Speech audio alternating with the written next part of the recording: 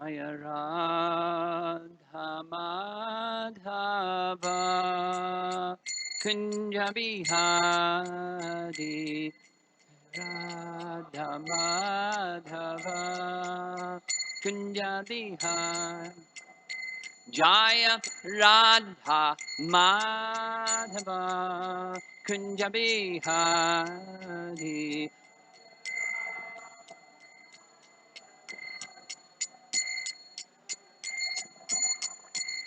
Gopi Jana Balabha Girivardhari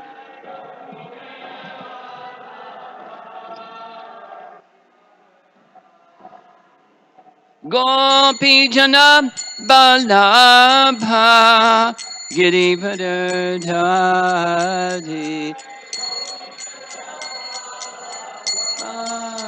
Girivardhari Jasodanandana Brajajanaranjana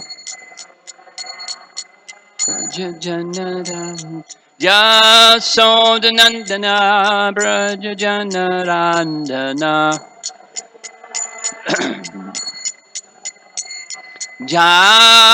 Jamunatira Vanachadi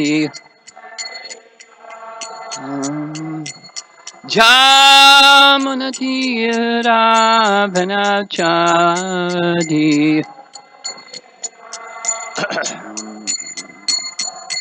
Jaya Radha Madhava Kunjabihadi Madhava Kunjabihad Jaya Radha Madhava Kunjabihadi Madhava Kunjabihadi Gopi Jana Balabha Girivardhari Gopi Jana Balabha Girivardhari Gopi Jana Balabha Girivardhari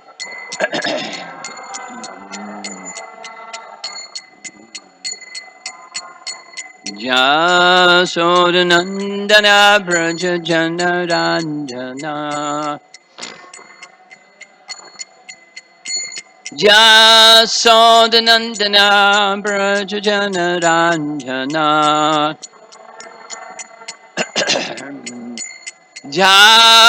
Jamunatira Vanachati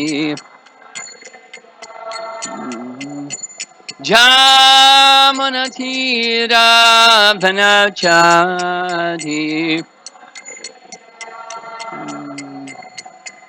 Jaya Radha Madhava Kunjabihari Madhava Kunjabihari Jaya Radha Madhava Kunjabihari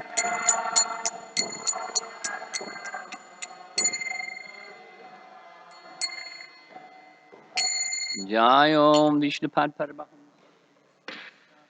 Astatarasatasi Srimad His Divine Swami Srila Prabhupada Ki Ananta Koti Vaishnavrinda Ki Grantaraj Srimad Bhagavatam Ki Gaur Pimanandi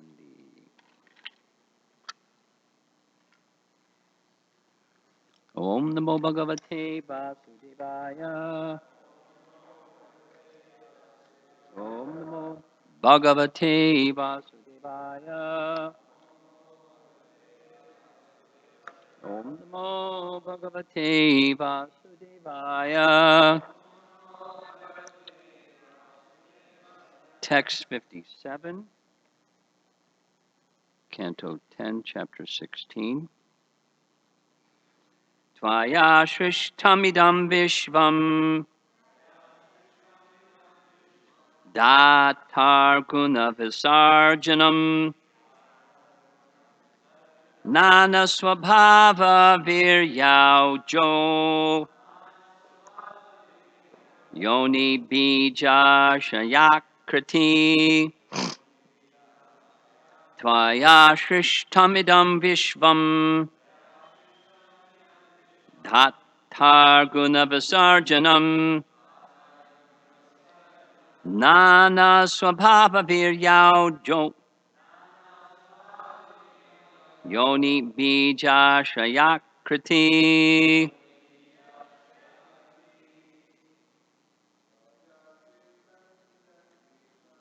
Tvaya Shrishtamidam Vishvam Datar Gunavasarjanam Nana Swabhava Viryajo Yoni Bija Shayakriti.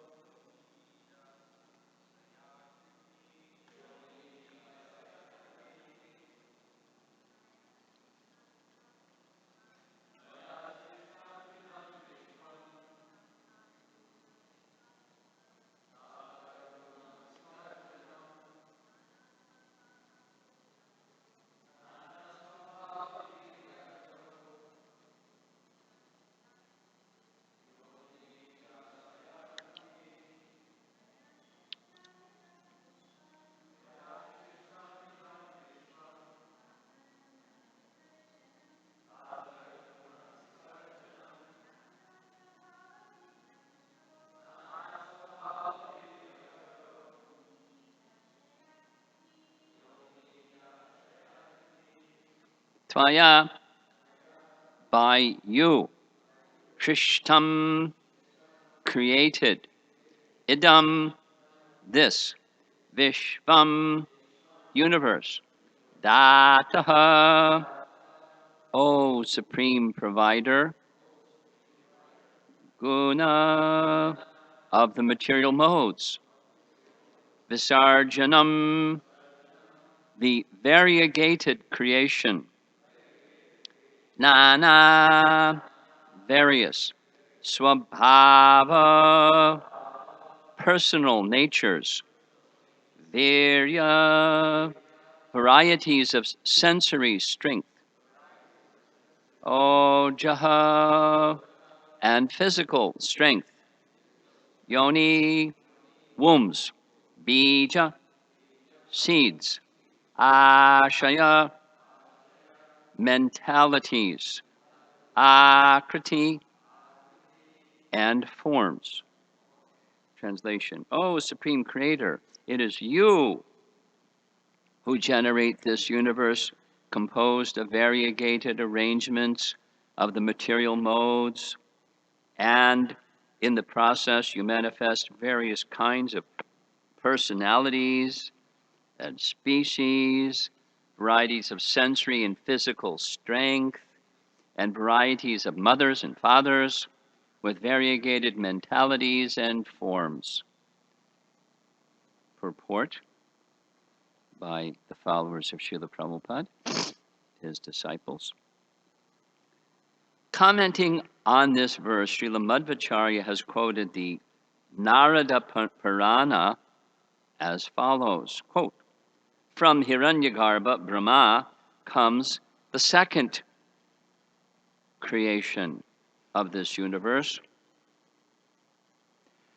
But the universe is primarily created by Vishnu himself.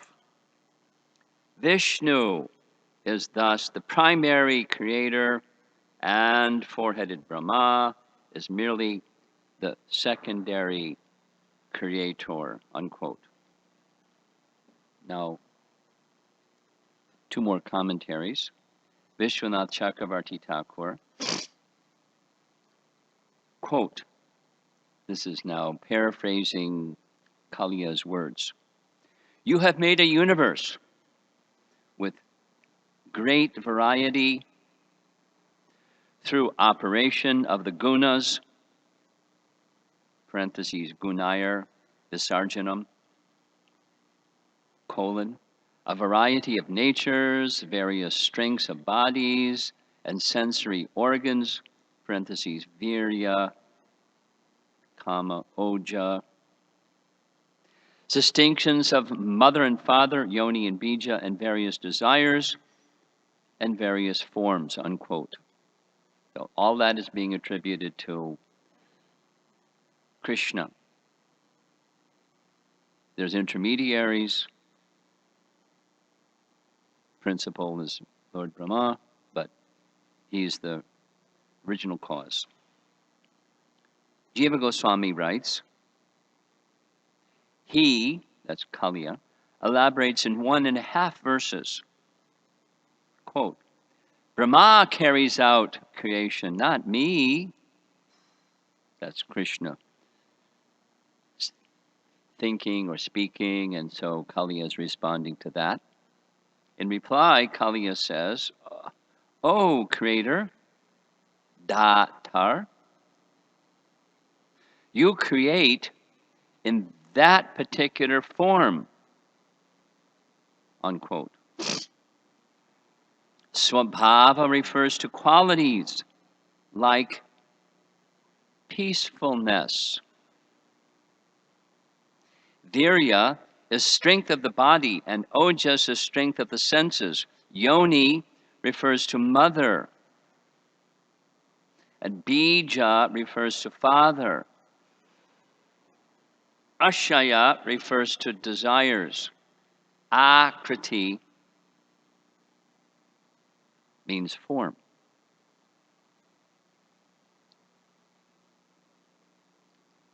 We'll come back to these commentaries shortly, but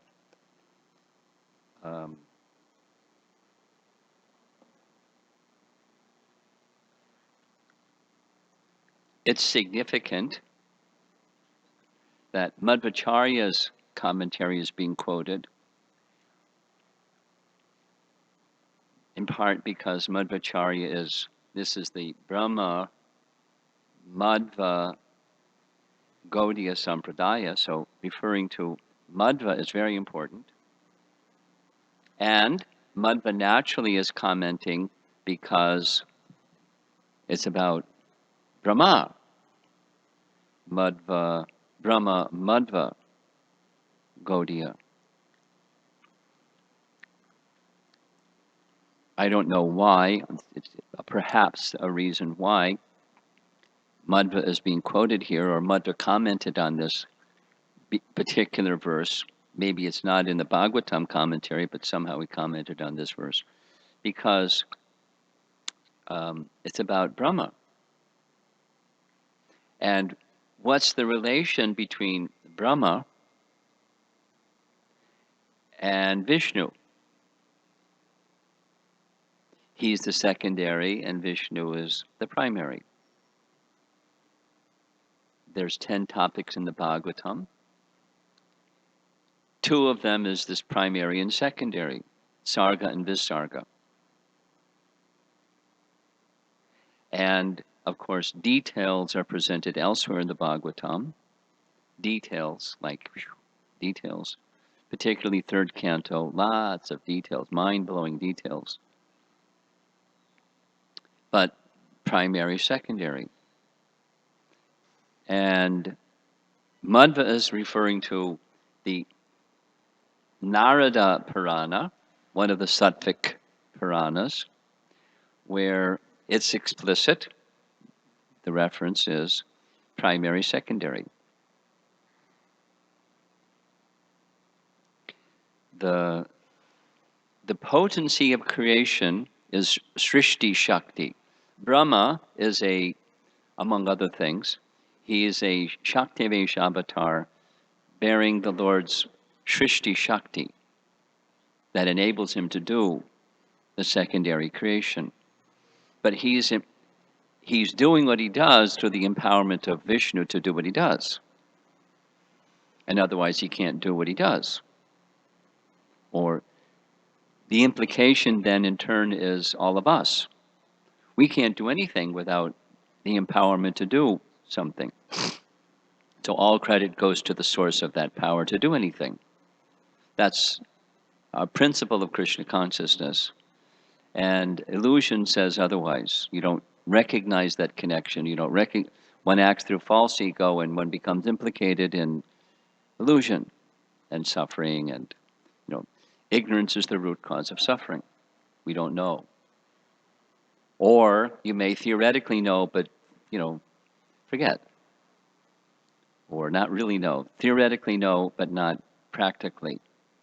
So bhakti is to come to the stage where one practically knows, and hearing this is to help us get there. Hearing, of all people, Kaliya the serpent. We heard yesterday that Kaliya is so smashed, and his mind is so wrecked, as well as his body. He's only paraphrasing what his wives had to say, because they somehow, we don't, at least I don't know, how they got the transcendental knowledge that they got, but somehow they got it from some source. And he's just repeating what he heard from his wives in a summary way. So Vishnu, or specifically in this form,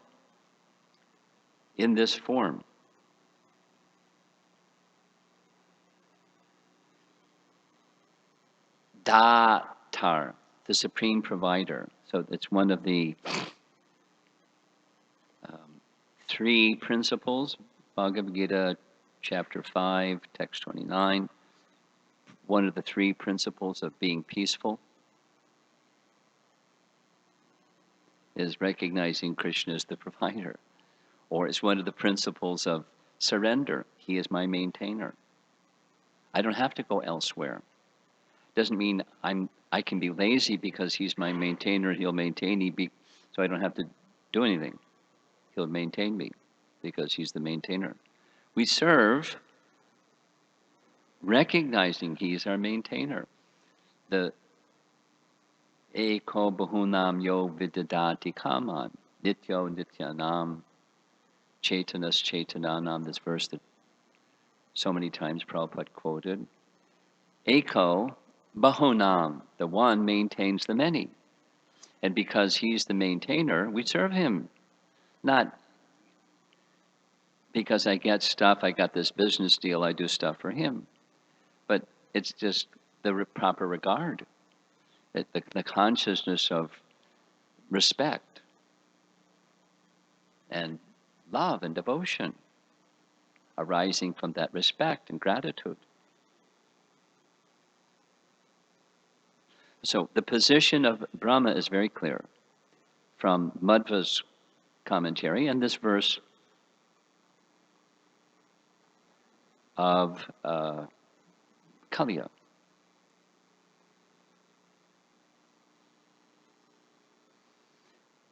A couple other things before we go to these other commentaries. Bhagavad Gita teaches us there are two natures, Sura and Asura. So credit goes to those who recognize God, and discredit, or at least recognizing there's another class of people that don't recognize God. Then of the category of those that recognize God, there's a big gap between those that know and those that don't know. And those that know that they don't know and those that think they know. For example, I learned this from Sadaputta. So just take it for, it's a fact. That There was a period of time. Well, there's theism and deism. The terminology is distinct. I can't remember which one is which. But one of them says um, God is, was popular during the time of the Industrial Revolution and mechanization and inventing machines. And there was a period of time when in Germany and in Switzerland, they were really into building clocks. So it's till today, Swiss watches, Swiss clocks. So along with that notion was the idea that God is like a watchmaker or clockmaker. His role is he makes the clock, he puts it in the shop, and then people buy the clock, and then he doesn't have anything to do with it anymore. That was a concept. I forget which of the two. And then there was another one that says, no. He has continuous oversight of the clock. And then the issue was, well, if he has continuous oversight of the clock, then he takes responsibility for bad stuff. He not only made the clock, but he's permitting bad stuff. People misuse the clock, and he's responsible. No, it doesn't mean that he's not the clockmaker has no responsibility if he makes the clock and people misuse it, or makes the creation and people misuse it. There's still some connection. But it's anyway, there was just a philosophical or theological perspective. And then there's the Bhagavat perspective. That's even, like really detailed. The Sankhya section of Sarga and Visarga doesn't leave any room for wiggling. It's the Shrishti, the creative potency, comes from him. He invests that creative potency. Where does the picture of Lord Brahma come into Western theology? It's not there. God said, and so it was, and it was good. That's, Old Testament, at least Christianity, and Judaism. That's, the Old Testament of the Bible. But where's Brahma in the picture? The secondary creator. And for that matter, what about us? The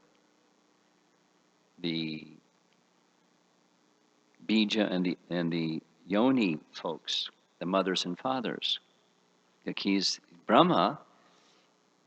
He's the original father without a wife. And Shatarupa and Swayambhuva Manu. And then they did the Prajapati program, and then the whole lots of mothers and fathers. But where does the mother and father capacity come from? The secondary creator, sure. And then the primary creator, absolutely. So the whole picture of the absolute truth is explained in the Vedas, but who understands it clearly? Therefore, Vedanta Sutra, and therefore Srimad Bhagavatam, because who understands it clearly? And then the commentaries of our acharyas that help us understand it clearly. Because without that, it is perplexing.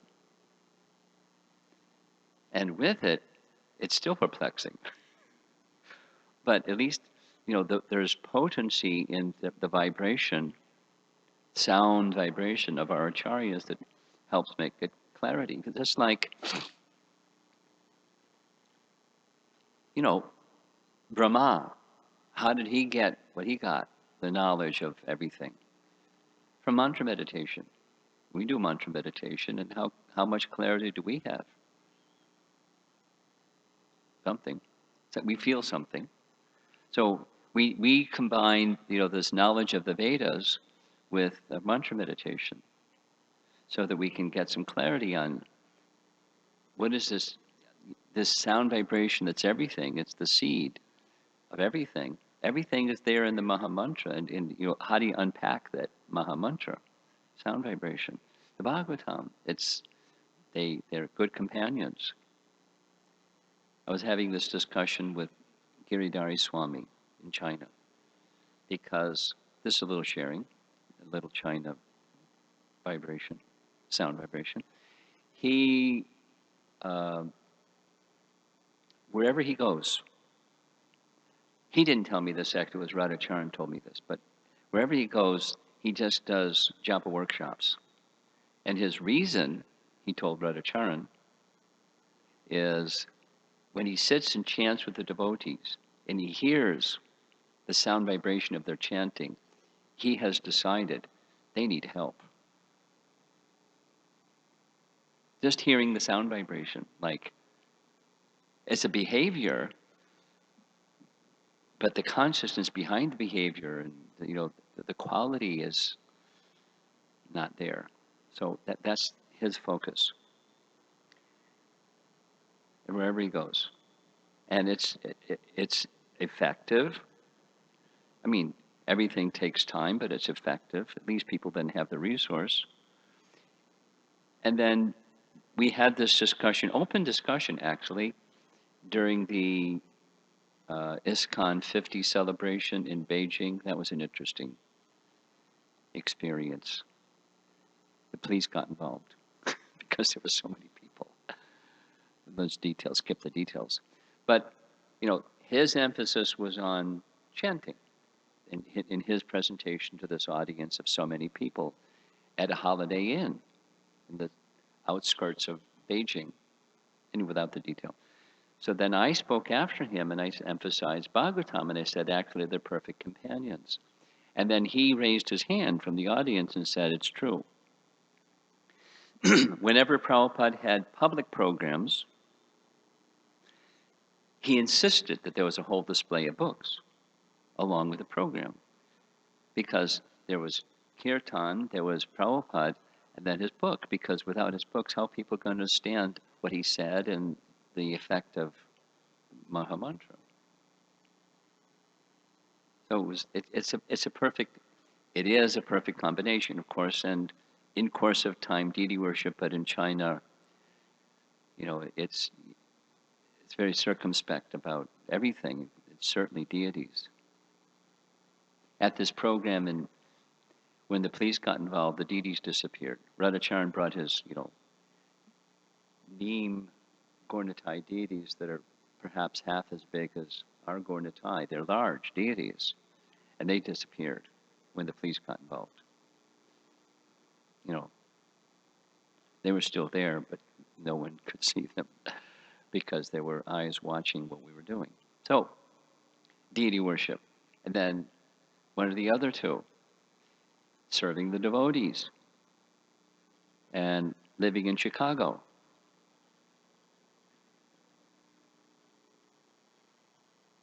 And if you can't live in Vrindavan, you can be in Chicago and meditate on Vrindavan. I left my heart in Vrindavan. You know that one, T-shirt. So leave your heart in Vrindavan and your body's over here. Doing some service to the disciplic succession and Krishna,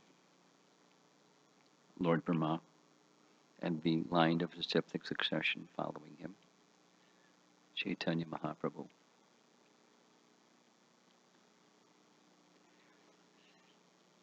The Bhagavatam is giving us clarity about who is Krishna. And Prabhupada's translation, I don't mind saying this 100 times. Atakshi Krishna namadi nabhavet grayam indriyai sevan mokihi jivadao swayameva sparatyada. In Chaitanya Charitamrita, Prabhupada translates that verse, which doesn't say it in the verse, but by service with the tongue, by taking prasadam and service to the name, then you can understand who Krishna really is. People can read the Bhagavatam and still not get it without service to the name. But people can be in the mood of service to the name, and it's going to be a slow boat to get to understand who Krishna really is. Therefore, Bhagavatam and Nam Sankirtan, or the chanting of the name.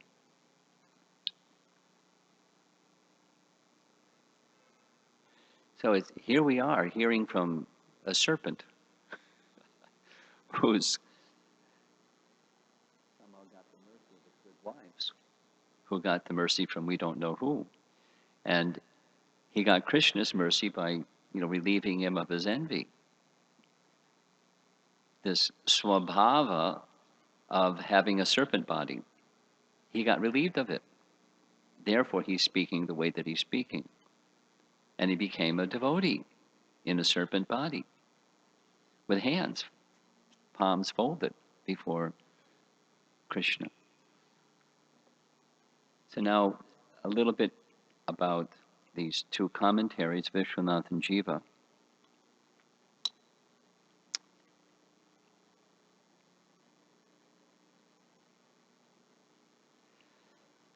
It's a list of things in the verse, so both Vishwanath and Jiva speak varieties of natures. That's this swabhava word. So where does our swabhava come? We have our own. Brahma karma swabhavajam, Kshatriya karma swabhavajam, etc., etc. We have psychophysical nature. Where does it come from? It's a potency that comes from the source of all swabhavas, Krishna.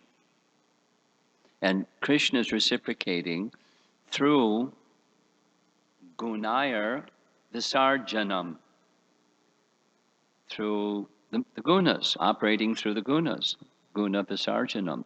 So he is remote control, maya jakshena prakriti, suyate sa characharam.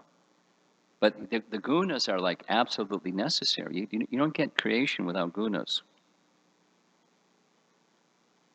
You need gunas to have creation. And where do the gunas come from, and who is overseeing them? It's not, the clockmaker. There's absolute, this is through Vishnu expansion, while Krishna is engaged in his activities in Vrindavan, his Vishnu expansion is overseeing the gunas.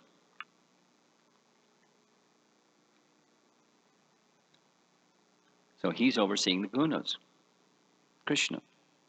In this form of yours, that's the language of the translation, commentary. So there's a variety of natures, various strengths of bodies, virya. There's physical strength and there's spiritual strength, and Krishna is the source of both, because he's the source of everything. Now through his expansion, Balaram, we heard this on Balaram's appearance day, he's the source of spiritual strength. And he's the source of material strength too, but so Krishna is the source of Balaram, so he's the source of everything. And Oja, sense organs, distinctions of mother and father. No, he could have created where there's no distinctions, but he created where there's distinctions. And there's mother and father distinctions, and he's the source of that. And one cannot become a mother or a father without the empowerment of Krishna to become a mother or a father, or to have a body, to have anything. Various desires. Do we have free will or not? We have free will. So where does the free will capacity come from? From the source of everything, as everything comes from its source. Our capacity to have free will is invested in the living entity, because the living entity is part and parcel, but the capacity to have free will, to have desire, originates in Krishna, as does everything. And then there's material spiritual desire. So we're advised to move to the spiritual desire side, not to stop desire. But the capacity to do either, the marginal potency position, is resting upon Krishna. And then Bhagavad Gita, chapter 13, text 8 through 12, when the 24 elements mix, then you get this and that desire.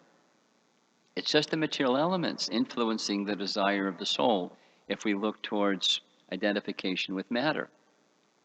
And we don't have to look towards identification with matter. It's a free will option. But, as we heard yesterday, once you have a body and a mind, you can't get free from that without Krishna. Try it. You can't. Even take, chanting, and try to chant Krishna's holy name with rapt attention without relying upon Krishna to help you. You can't. It's a nice realization. Therefore, I'm dependent, not independent. Very, very nice realization. Or, go on book distribution. Try to distribute books without being dependent. It's miserable. Even if somebody's good at it, it's miserable.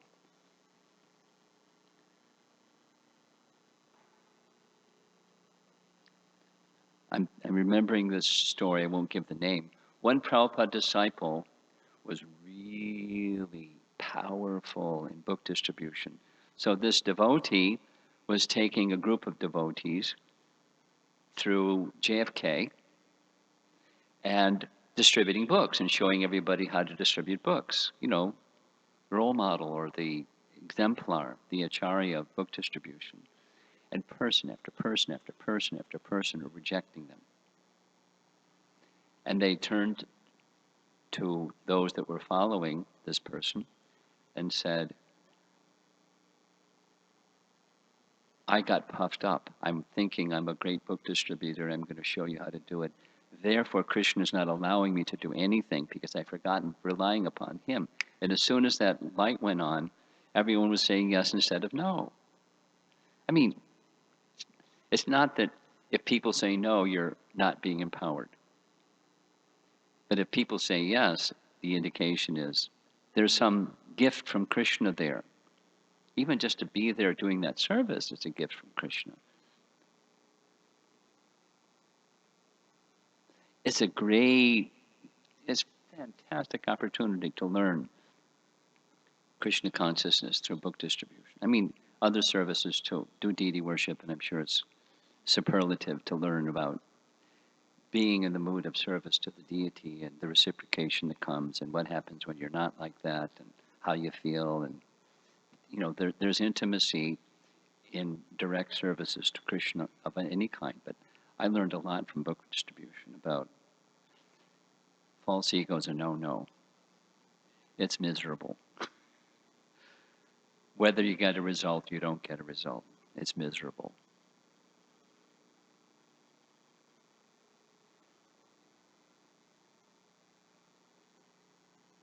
Jiva Goswami's commentary, then we're done. Kali is elaborating on 1.5 verses. Krishna is objecting, wait a minute, Brahma carries out creation, not me. So, anticipating Krishna's mind, or Kaliya says, oh, Creator, you create in that particular form. Now, in that particular form is Krishna in Vrindavan, dancing on the hoods of the Kaliya serpent. He's doing it. Remote control. He's the non-doer and he's the doer, which is double talk. I create Chaturvarna Maya Shrishtam Guna Karma Vibhagasha. He creates the four, but yet the non-doer. He does through the agency of others, and in his Vrindavan feature is unique. Unlike the other features of Krishna's expansions, it's unique. Everything is resting on him at the same time he's not there. It's a mystery. chapter 9, Bhagavad Gita. It's a total mystery. And how are you going to understand that mystery if you don't have disciplic succession, acharyas, to explain? You won't. You'll come up with something else, generally an impersonal conception, or a polytheistic conception, or something or other conception, a misconception.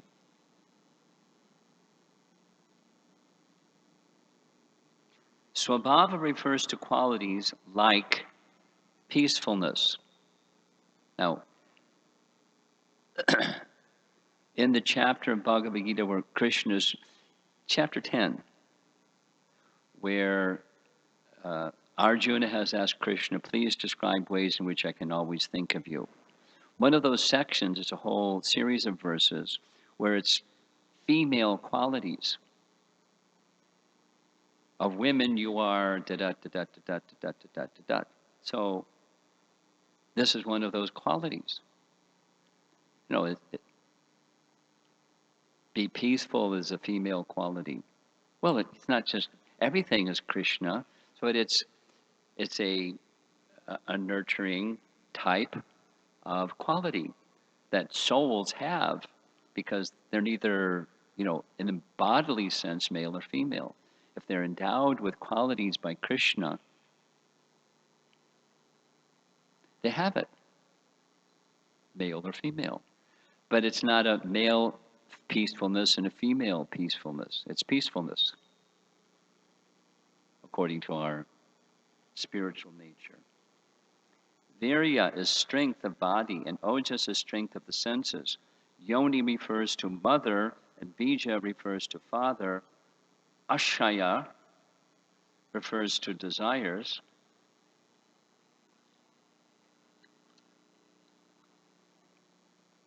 Akriti means form.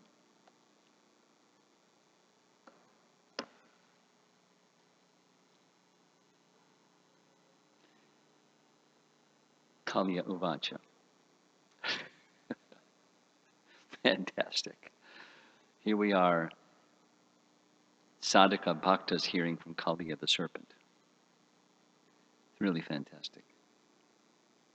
Because he got Krishna's mercy. We're ready to hear from anyone who's got Krishna's mercy. Shukadeva Goswami is narrating,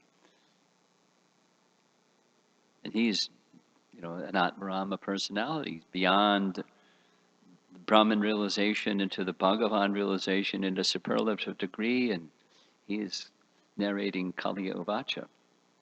We're hearing from them and our acharyas. I really like it. Okay, so Nityananda Pran, we have a microphone?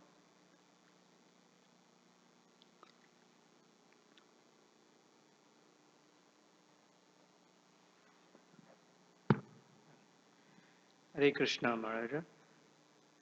I'm not sure if I heard right.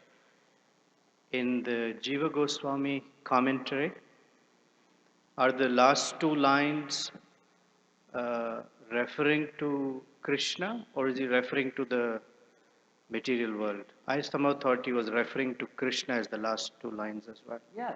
In the different forms that he appears with different... Well, now the different forms, let's take a look. Now I understand your question. It's the whole verse is about creation. Oh. And so both are the spiritual forms of Krishna and the forms within this universe. I mean, there isn't something that doesn't. So your question is, which is he referring to? My understanding is the whole verse is referring to the material creation.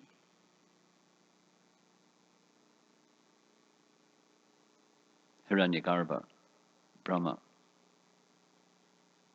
the material creation. Is that okay? Yeah, okay. I somehow... Should I read it again? Sure. I was appreciating the other side of it, that he's calling Krishna Dhata. Dhata is the sustainer, and the Nana, Swabhava, etc. are the different forms of Krishna that appear within this universe. Okay, well, I'll read it again. Jiva Goswami's commentary. Kaliya elaborates in 1.5 verses. Quote, Brahma carries out the creation, not me, Krishna speaking, or contemplating. In reply, Kaliya says, oh, Creator, you create in that particular form.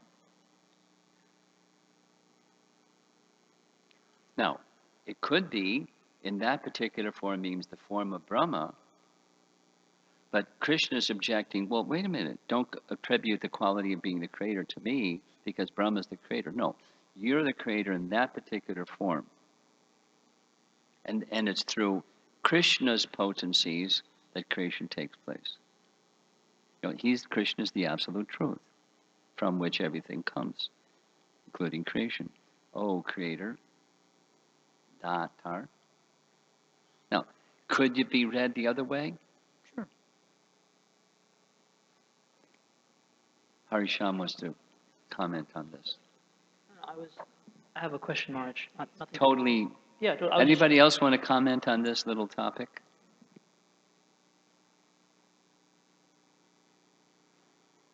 Okay, go ahead. Maharaj, multiple times in the class, you made references to how abilities come from a higher place. Which I've made reference to? Abilities, like our ability to do things, come from a higher place, the primary and secondary creator. Yeah.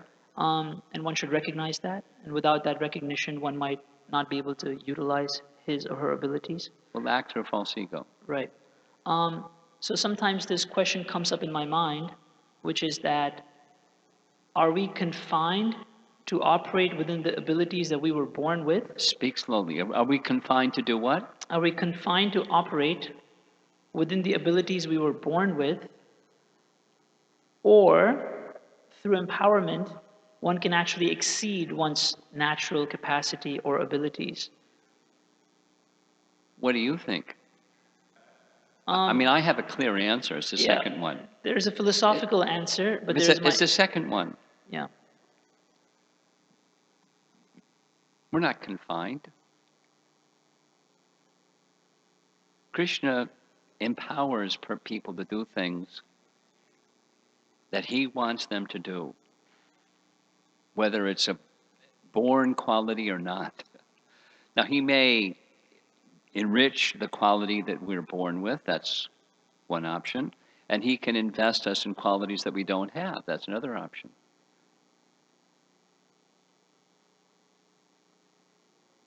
What do you think? You comfortable with that, or like you're not sure about it, or when you go the other way, what are your thoughts the other way? It makes sense what you're saying, and I've also always believed this. But my experience is that, my observation is that certain people are good at certain things. So that's true. And so it seems like we're operating within the confines of our abilities, and the empowerment allows us to actualize it. Both are true. What you just said is true. And the other is also true. As you're giving your experience, there's some people, my thought was going, some people just can't sing on tune. And for some reason, those people who can't sing on tune seem to sing really loudly. And even if you ask them sing softly, they can't sing softly, they sing loudly, and you just have to somehow rise above that sound vibration and sing a little more loudly on tune, kind of drown out the off-tune, loud voice. Or some people can't play cartels properly. You correct them and they correct it, and then they go back to the other way of doing it. And this is, so some people just don't have rhythm. But can Krishna give people the capacity that don't have to sing or don't have rhythm or don't have don't know how to paint. Here's a Prabhupada story. An artist, it was Jadharani, told me. She was asked by Prabhupada to paint. She'd never held a paintbrush. But she was submissive, and Prabhupada said, paint. So she painted a painting of Narada with big muscles. And Prabhupada looked at it and said, he doesn't have big muscles, he's not a meat eater. And she said, well, I wanted to paint Krishna, Narada, in a way that people would be attracted to. That was like her, so she, big muscles. He said, no. And then, so she shared that. Then later she said, Prabhupada, I've never held a paintbrush before, you asked, so should I take art lessons? Prabhupada said, no. Lean that way, Prahlad? Yeah. Prabhupada said, no, Brahma has made this creation in such a way that if you practice at something, Krishna will enable you to do that something expertly. Just paint for Krishna and everything will come to you. Now, maybe she had an innate ability to paint. She just hadn't picked up a paintbrush before. It was like inner genes or karma or something. Maybe she had been a fabulous artist in a previous lifetime or something. But it wasn't manifest. But that's not what Prabhupada said. Look, you don't have the quality, just make crummy paintings. Or you really need to go to, I've looked at your paintings, you need to go to. So, Krishna can empower one to do something that one otherwise cannot do, and then Krishna can take away the power, if he so desires, leaving one bereft.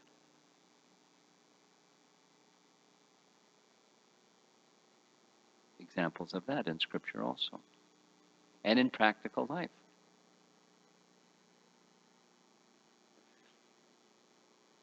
Someone else. Yeah, here we go. Up front.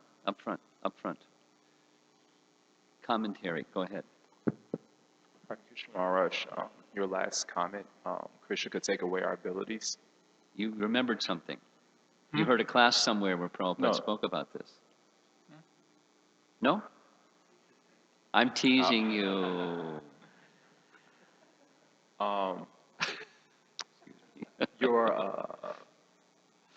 When our happiness is dependent on our abilities, and Krishna takes that away, either we get an injury, let's say we're a piano player, or anything, even if we do it for Krishna, a lot of times... Can you speak slowly? Yeah. A lot of times what happens? If our ability is taken from us. If our ability? Yeah, is taken away from us. Fantastic. Does that mean happiness is taken away? For most people, yes. Well, if they're a piano player. But maybe it's Krishna's plan is to teach you what real happiness is instead of the other kind. And that's happiness. Hari takes away and then gives the real thing. When he's especially kind to take your ability away, or whatever it is away. Your wealth, like Prabhupada. And then give. That's real happiness. You okay? You want to hear a nice story? Okay, give the microphone to somebody else. Saint Francis. You've heard his name. Christian saint. Someone shared this story with me. He had an assistant that kept a diary about his life. I forget his assistant's name, some Italian name. So they were going from one place to another place.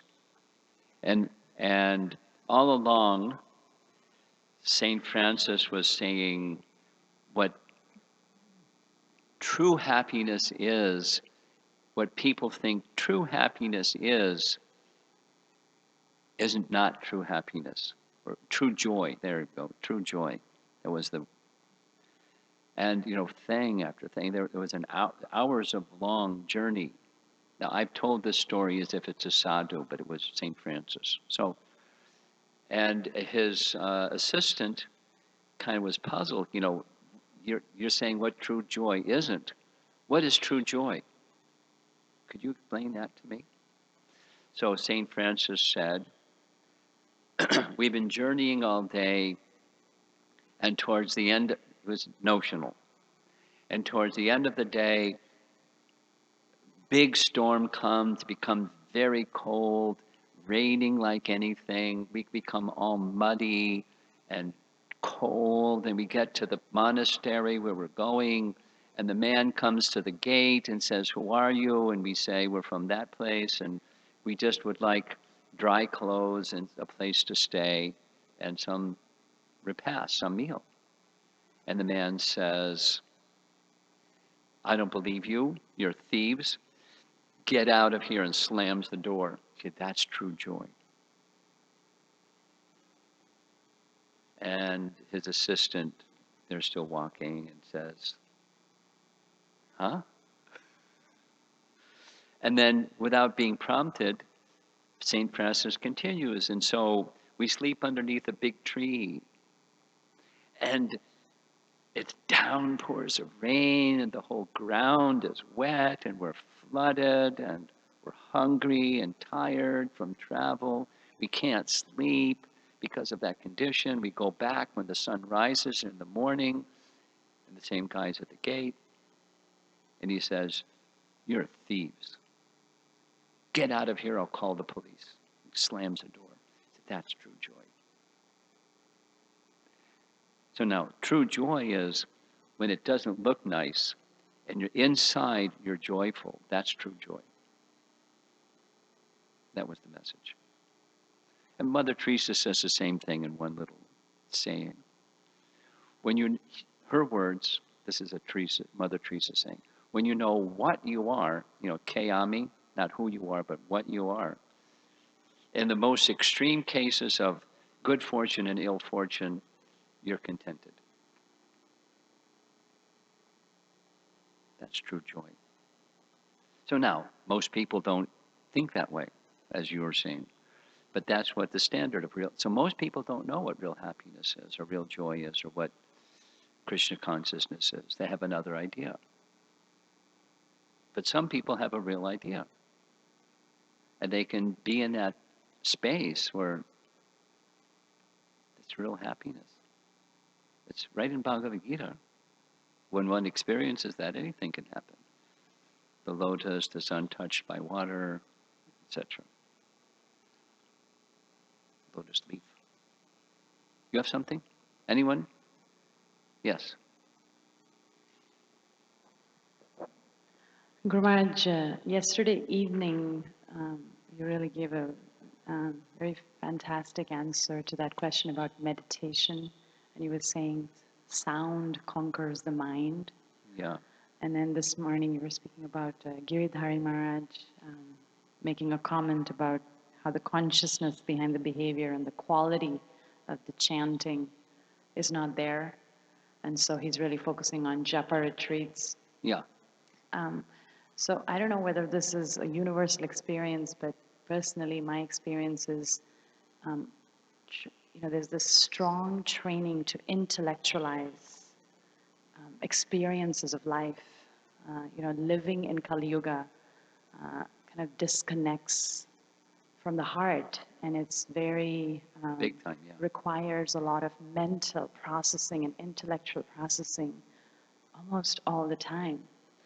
And then making the shift from there into this process of meditation that's, about mercy, and it's, chanting from the heart, almost seems like so foreign, even after so many years. I'm requesting some guidance on how to make that shift from just intellectualizing and, sound conquers the mind. Even that, for me, trying to practice that this morning was a very intellectual exercise. It's a very what? Intellectual or very mental. Well, that's our conditioning. But, interesting, some people aren't like that. Now, many people are like that because that's our condition, that's our training. We've been trained up to do it. That's what we know. It's the territory, not just this lifetime, probably many, many, many lifetimes That's why we got the training in this lifetime, because Krishna is rewarding our propensities, our desires. So now, your question is how to unwind from that conditioning. The short answer is bhakti. Right here. It's only Krishna that can do that. That's Kaliya's yesterday's verse. The swabhava can be taken away. The psychophysical nature can be taken away by Krishna. Or, Kapila says, chapter 25, canto 3, look up the verse, you'll find it. It's real easy to find. Bhakti alone can dissolve the subtle body. That's the psycho. But the psycho, the psychology is connected to the body that we have. That it's a package. And if you dissolve the subtle body, the material subtle body, you still have a gross body, you still have those past experiences, but they're not influencing you. Instead, it's spiritual desires from the heart. And then here's a third reference. Go back and listen again, because you are good at listening. Go back and listen again to From the Heart. It was here at the Festival of Holy Name. That's one place you'll find it, and I've been speaking about it a whole bunch in other circumstances. Excuse me, it wasn't Festival of the Holy Name. It was Gitanagari. But then I just took that same, literally took the same presentation and converted it into the next. No, maybe I did. It was the Festival of Holy Name. Chant from the Heart. Same message. So it's Rupa Goswami's teaching. It's at the heart level, the alignment of the body, the mind, and the heart. At the heart level, it's who we really are. It's our intent to please Krishna. That's from the heart. And that can align the mind and the subtle body, and then our behaviors. So that alignment message of Satchidananda Swami is right in the lecture, or the presentation. If you like, I can send you the PowerPoint so you can look at it while you're hearing and go through the slides one by one. I don't know if the video has the slides side by side. It does, so you don't need the slides. But I'll send it to you anyway. It's a cultivation. That's right. That's bhakti. It's a type of cultivation to get to the heart. Then the mind and the intelligence become aligned, and then we can hear, because the material mind becomes, according to Rupa Goswami's teachings, stunned, inert, can't move.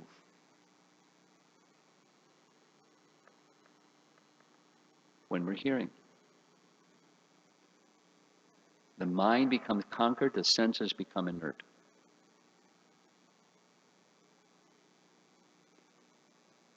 Okay. Srila Prabhupada ki